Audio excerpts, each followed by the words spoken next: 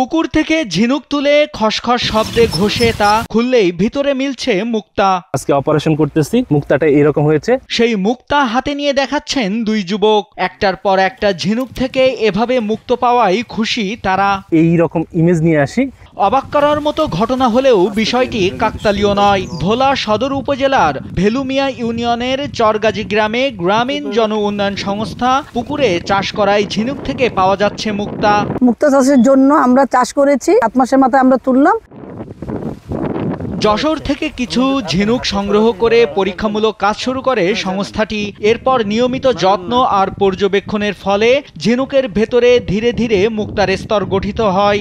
Come on bro, এসব অনেক কিছু আসবে আর যাবে, এক্সপার্ট কিন্তু থেকেই যাবে।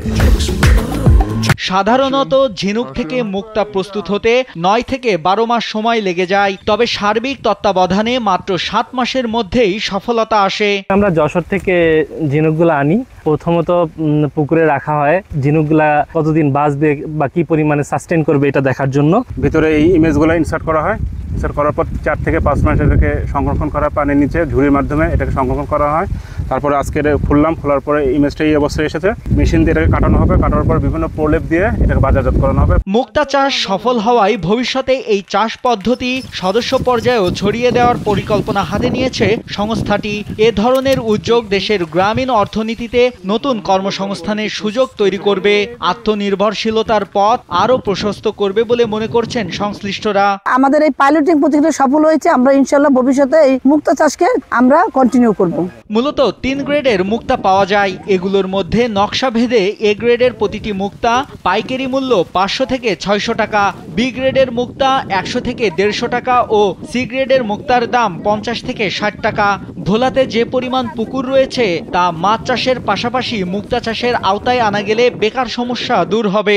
ভোলাতে যে পরিমাণ পুকুর রয়েছে, মাছ চাষের পুকুর রয়েছে, প্রত্যেকটা পুকুরকে যদি আমরা এই মুক্তা মাছ চাষের পাশাপাশি মুক্তার চাষে আওতায় আনতে পারি, তাহলে এই দেশের যে বেকার সমস্যা রয়েছে সেই বেকার সমস্যা দূর হবে। এই মুক্তা বিদেশে রপ্তানি করে প্রচুর পরিমাণ বৈদেশিক মুদ্রা অর্জন করা সম্ভব। উপযুক্ত প্রশিক্ষণের মাধ্যমে যদি এই মুক্তা চাষটাকে ব্যাপকভাবে ভোলার জনগণের মাঝে, ভোলার তরুণ উদ্যোক্তাদের মাঝে যদি ছড়িয়ে দেওয়া যায়, তবে এটার সফলতা অবশ্যম্ভাবী। হাজার বছর আগে সমুদ্র বা নদীতে প্রাকৃতিকভাবে তৈরি হতো মুক্তা। ডুবুরির মাধ্যমে ঝিনুক তুলে এনে মুক্তা সংগ্রহ করা হতো। তবে এখন আর মুক্তা খুঁজতে ডুবুরির প্রয়োজন হয় না। পুকুরের পানিতে খাঁচা বা ঝুড়িতে ঝিনুক রেখেই পাওয়া যাচ্ছে মুক্তা। বাস্তবে রূপকথার মতো মনে হলেও এই উদ্যোগ ইতিমধ্যেই সম্ভাবনার নতুন দিগন্তের সূচনা করেছে। নাইমুল হাসিব, কালবেলা।